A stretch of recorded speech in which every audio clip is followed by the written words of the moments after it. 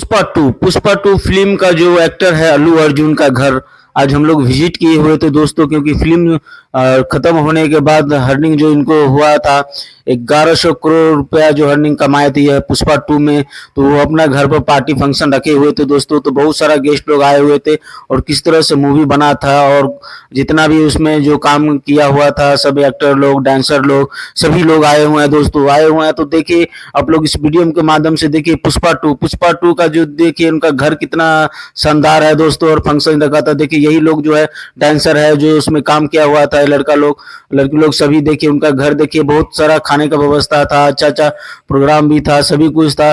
और सभी dancer actors जितना भी क्रिएटर थे सभी लोग पहुंचे हुए थे दोस्तों। उनका घर देखिए कितना सुंदर लग रहा है।